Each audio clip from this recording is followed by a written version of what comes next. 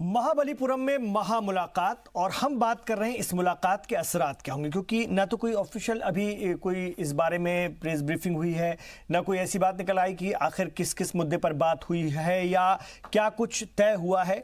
ये ऐसा है नहीं, क्योंकि शुरू से कहा गया था कि गैर रस्मी मुलाकात है और दोनों लीडरान जब बड़े लीडरान मिलते हैं तो गैर रस्मी तौर पर ऐसे ही मिलते हैं, बातचीत होती है। ये तो अभी आगे धीरे धीरे इंकशाफ होगा। लेकिन प्रोफेसर साहब, ब्रेक से पहले जो मैं बात कर रहा था, कुछ शुबहात भी हैं, बहुत बड़ी पैमाने पर उम्मीदें भी हैं, इसमें कोई शक नहीं है फिरोज बख्श साहब। लेकिन जो चाइना पाकिस्तान जो कॉरिडोर है पूरा, इसको लेकर के हिंदुस्तान के कुछ एतराजात थे। बाद में हिंदुस्तान भी चाहता है या चाइना भी चाहता होगा कि हिंदुस्तान को भी इसमें शामिल किया जाए। क्या हिंदुस्तान अपनी शर्तों में उसका हिस्सा बन सकता है, जैसा कि चाइना का पहले दबाव था और उसको लेकर के हिंदुस्तान हटता रहा था उससे? हाँ, देखिए, ये बड़ा अच्छा आपने सवाल किया। और देखिए क्या है कि जिस तरह से चाइना वहाँ सी पैक का जो है डेवलपमेंट कर रहा है, तो हर हालत में हिंदुस्तान चाहेगा कि कहीं ना कहीं उसका ध्यान वहाँ से हटे चाइना का। और चूंकि ट्रेड और तमाम कारोबार की जो बातें शुरू से चल रही हैं, तो हिंदुस्तान ज़रूर ये चाहेगा कि जैसे सी पैक कॉरिडोर वहाँ बन रहा है पाकिस्तान में, कहीं ना कहीं उस तरह का एक डेवलपमेंट हिंदुस्तान के अंदर भी हो। अब किस तरह का हो, उसकी शराइत क्या हो, ये तो दोनों हुकूमतें तय करेंगी, लेकिन हिंदुस्तान इसके हक में है, पहली चीज़। दूसरी चीज़ मैं बताना चाहूँगा कि हिंदुस्तान के चाइना का जो आम जो लोग हैं चाइना के, चाहे वो स्टूडेंट्स हैं कोई भी हों, उनके अंदर हिंदुस्तान के बारे में जानने का बड़ा तजस्सुस है। वो इंडिया के बारे में जानना चाहते हैं।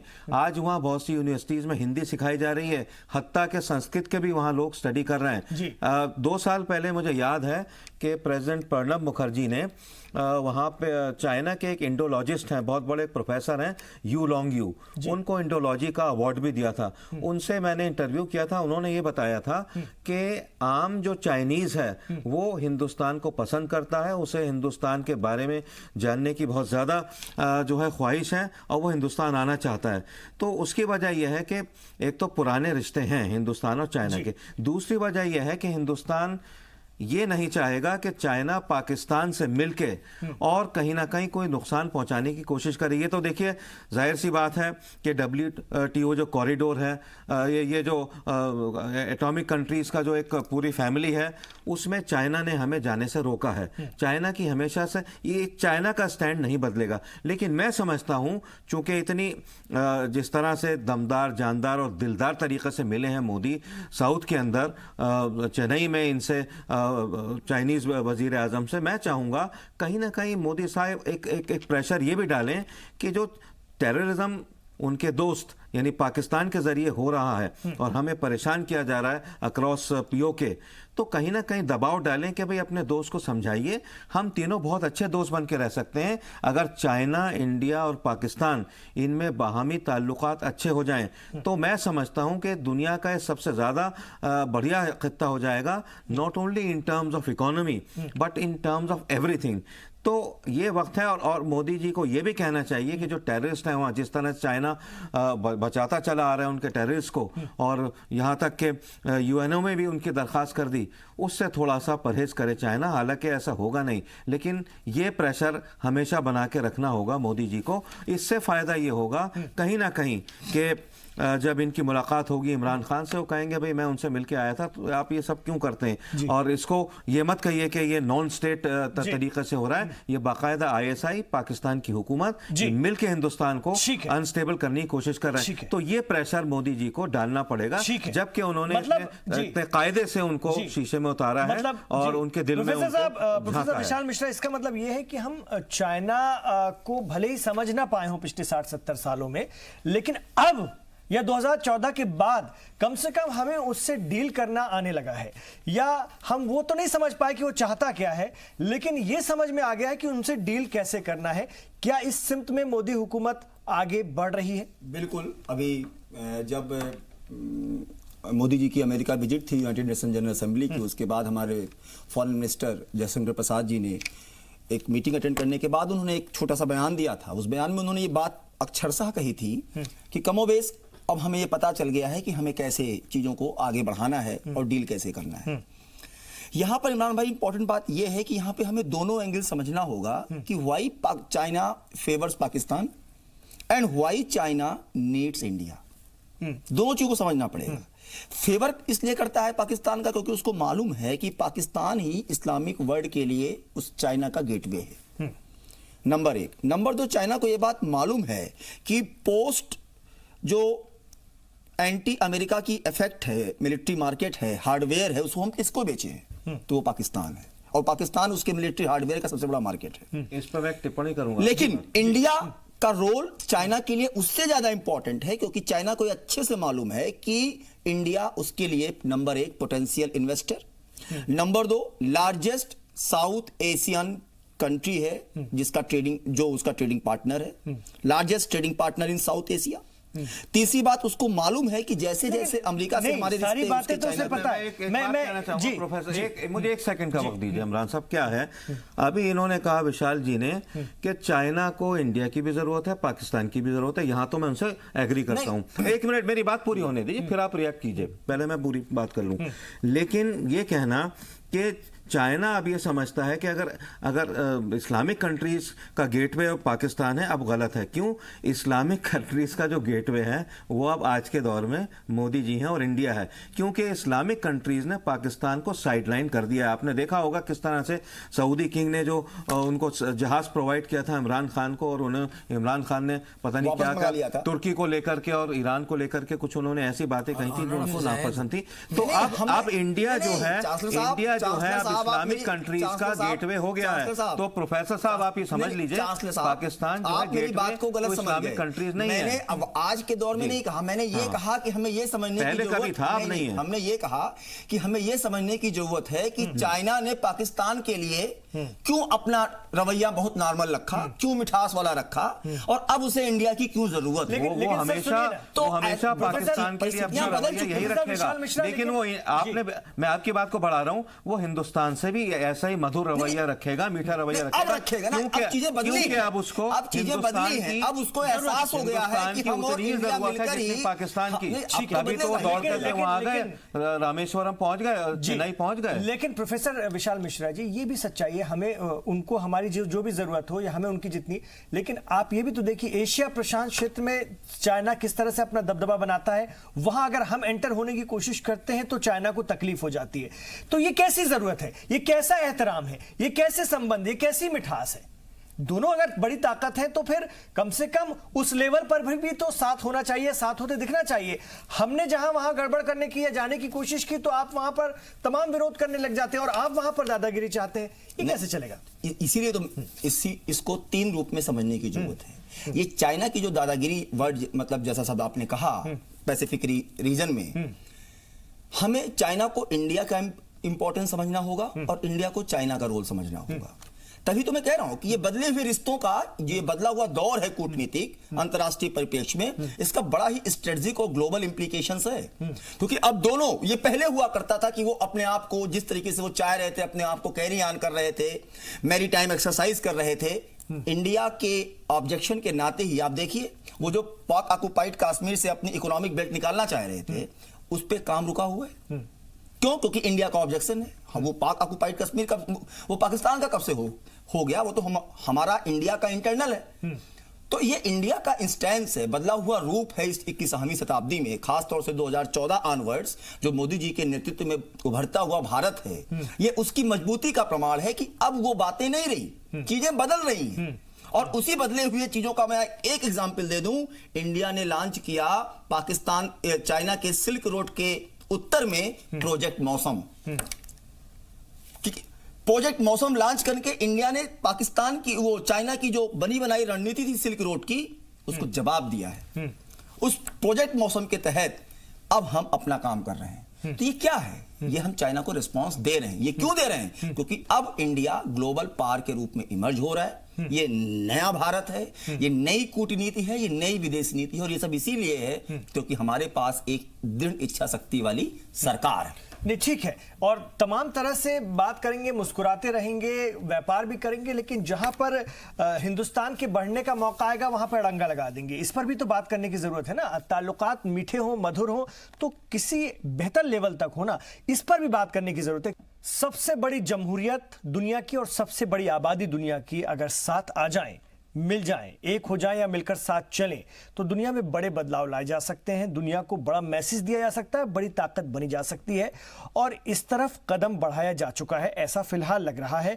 लेकिन चाइना को लेकर हम कई खदशात को भी जानते हैं, समझते हैं, इसलिए तमाम चीज़ों को फूक कर रखने की ज़रूरत है। लेकिन जैसा कि ब्रेक से पहले प्रोफेसर विशाल मिश्रा ने कहा कि 2014 के बाद चीज़ें बदल चुकी हैं, इसलिए हमें दुनिया को समझते हुए चीन के करीब आना होगा और चीन को इस वक्त हमारी ज़रूरत है। अब हम उससे कैसे डील कर सकते हैं, उसकी इस मजबूरी से कैसे डील कर सकते हैं, प्रोफेसर फिरोज बख्श साहब, ये बहुत अहम बात है। चांसलर साहब, देखिए, आपने बिल्कुल सही कहा कि ये बड़े इंटरेस्टिंग चीज़ है कि 2014 से पहले हिंदुस्तान और चाइना के बीच में इतने अच्छे मरासिम नहीं थे, ना ही इतने मधुर रिश्ते थे जैसे आप आजकल देख रहे हैं। ठीक है, चाइना की जो पॉलिसी है, प्रो पाकिस्तान पॉलिसी, वो रहेगी, लेकिन इसका मकसद ये नहीं है कि हम चाइना से कट जाएं या उसको हमेशा अपना दुश्मन तस्वुर करते रहें, क्योंकि बहुत आज देखिए, आज की जो दुनिया है ग्लोबल विलेज है और दुनिया जो है इकोनॉमी बेस्ड है। यानी आप जितना इकोनॉमी में आगे बढ़ेंगे, जितना आप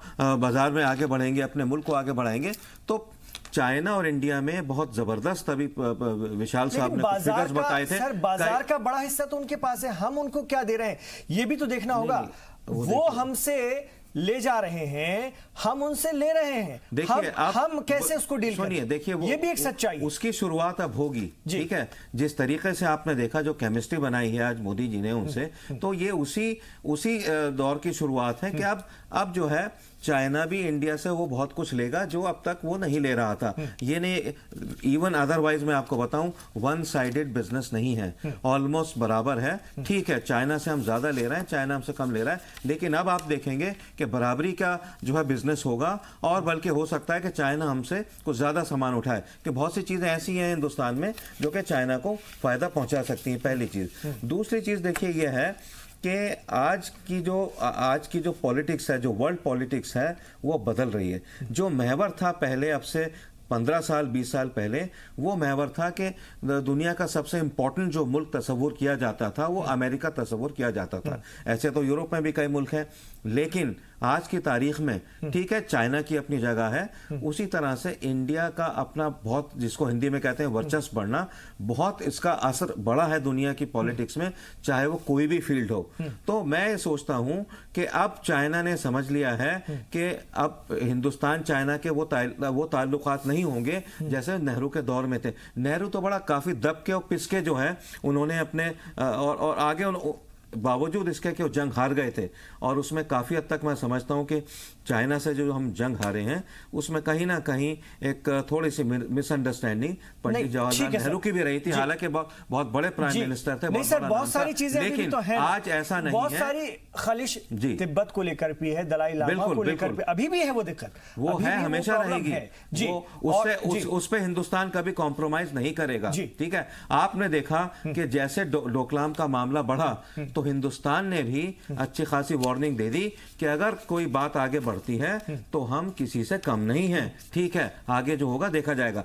तो चाइना को भी बात पता चल गई कि अगर कोई ऊंच नीच होती है, किसी तरह की कोई मिलिटरीली कोई मूवमेंट होता है दोनों की तरफ से, तो नुकसान चाइना का अच्छा खासा होगा। अब हिंदुस्तान 1962 का हिंदुस्तान नहीं है, आज हिंदुस्तान अमेरिका की तरह एक ताकतवर मुल्क है, मिलिटरीली भी, इकोनॉमिकली भी, एजुकेशनली भी, हर फील्ड में हिंदुस्तान बहुत आगे है। जी शैलेंद्र सिंह जी, आज भी हम मोटे तौर पर, हमारे नाज़रीन जो समझेंगे, हम भी जो समझते हैं, हमारे मार्केट पर चाइना का दबदबा है, ये हम जानते हैं, और हर दूसरी ये तीसरी चीज हमें चाइनीज हिंदुस्तान में अवेलेबल है, लेकिन उनके मार्केट में हमारा ना वो दबदबा है, ना वो रसूख है, और जिसकी हमें बड़ी जरूरत है।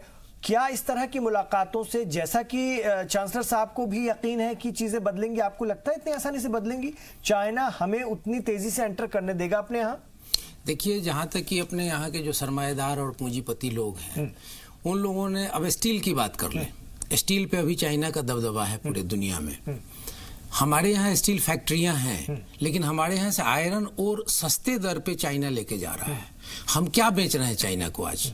जो अभी डेफिसिट की बात हो रही है, हम औने पौने दाम पे और बेच रहे हैं, हम स्टील क्यों नहीं बेच रहे हैं? तो इस टाइप की चीज जो हमारे यहाँ रोजगार पैदा करे, तो इन सारी चीजों पे देखना होगा। इसके बाद जो महत्वपूर्ण एक और चीज है इमरान भाई, जो बाहर साउथ चाइना सी को, अगर चाइना सी को हम नहीं भूल सकते, जो हांगकांग में हो रहा है उसे नहीं भूल सकते, जो तिब्बत में हो रहा है उसको नहीं भूल सकते।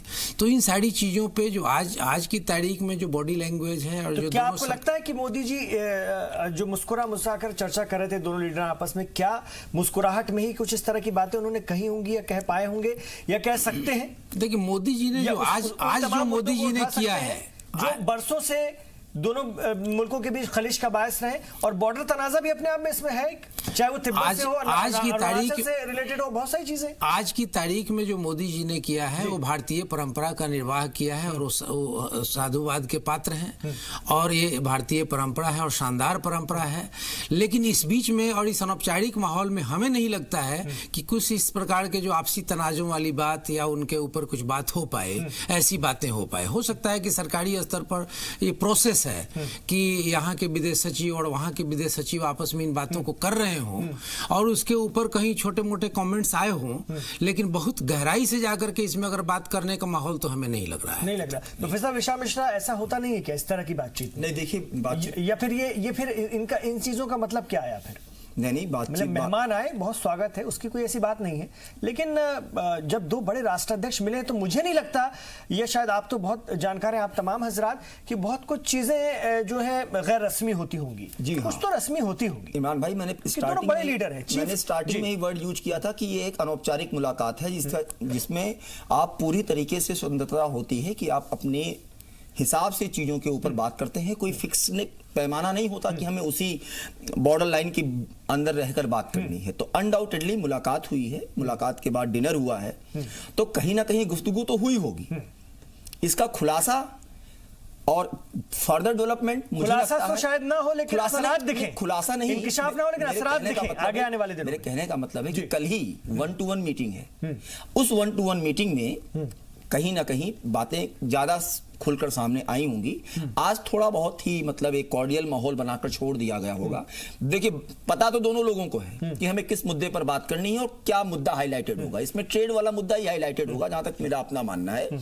इकोनॉमिक मुद्दे ही हाईलाइटेड होंगे। ट्रेड और बॉर्डर दोनों देखिए, बॉर्डर में आप उसमें स्पष्ट कर दूं, बॉर्डर और ट्रेड नहीं, कुछ रखा नहीं गया है कि हमारा ये स्ट्रेटेजिक वो होगा। बॉर्डर स्ट्रेटेजिक नहीं है, लेकिन बॉर्डर डिस्कशन चल रहा है। इनफॉर्मली जो इन्फॉर्मेशन आई है ये है कि मेन एक ऑनगोइंग प्रक्रिया है, ये चल रही है। लेकिन मैं एक बार रिपीट कर दूं, बार केवल इस नाते कि हमारा बॉर्डर प्रॉब्लम नहीं सॉल्व हो पा रहा है, उसके नाते और सारे मुद्दों को छोड़ दिया जाए, ऐसा नहीं होगा।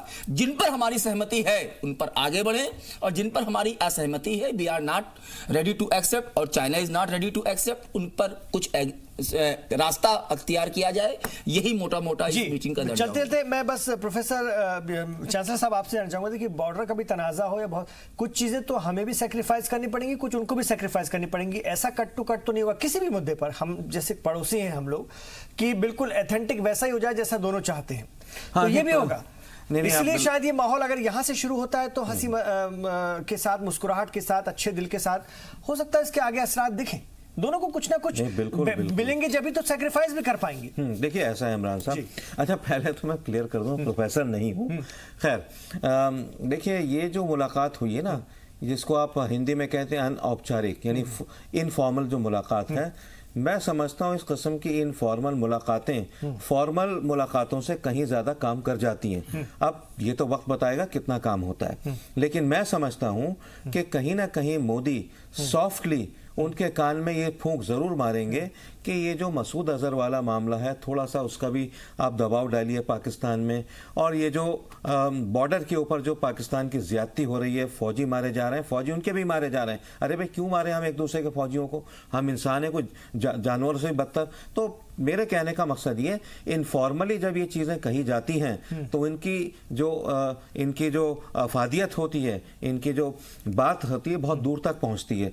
तो मैं समझता हूं कहीं ना कहीं, हो सकता है प्रेस में नहीं आए, लेकिन कहीं ना कहीं उनके कान में जरूर ये फूंक उन्होंने डाल दी होगी कि भाई देखिए ऐसा है। अच्छा, इस पहले भी मैं बताऊं कि ये जो बात कही है चाइना ने, इसकी तरफ इशारा किया था प्रोफेसर साहब ने भी, कि अब चाइना कहने लगा है कि ये हिंदुस्तान पाकिस्तान का मामला है, कश्मीर का, इसमें कोई ट्राईपार्टाइट, कोई भी तीसरा मुल्क, चाहे वो अमेरिका हो चाइना हो, उसका कोई अब इसमें वो नहीं है। ये बहुत बड़ा एक चेंज चाइना के अंदर आया है, लिहाजा आगे भी चाइना में चेंज आएगा। और जैसे आप कह रहे थे सिंह साहब के भाई वो स्टील का मामला है कि वो हमसे और उठाते हैं, स्टील को क्यों नहीं लेते, तो ये चीजें अब ये चीजें आगे चलेंगी। आप देखिए, अब आप देखिएगा विद इन 6 मंथ्स तो चाइना और इंडिया की जो ट्रेड है, जो उसका जो फोकस है, इंडिया से चाइना ज्यादा माल उठाएगा, उससे हिंदुस्तान को फायदा पहुंचेगा। इसके और जी और ये भी मोदी जी जरूर कह के वापस भेजेंगे कल उनको कि देखिए हम सब पीसफुली रहना चाहते हैं। हम 3 मुल्कों में अगर बहुत ही कायदे के ताल्लुकात हो जाएं, आपसी भाईचारा हो जाए, हम आहंगी हो जाए, तो तीनों का फायदा है। कहीं ना कहीं ये मैसेज देके मोदी बहुत साहब शुक्रिया। भेजेंगे। मेरे पास वक्त नहीं तो हम और चर्चा करता आप लोगों से, तो इसके दूरगामी असरात हमें नजर आएंगे और आने भी चाहिए। ये गैर रस्मी मुलाकात थी तो बहुत सारी चीजें ऐलान तो नहीं की जाएंगी, लेकिन असरात पूरी दुनिया देखेगी। बहुत शुक्रिया आप तमाम लोगों का। आप रहिए जी सलाम के साथ।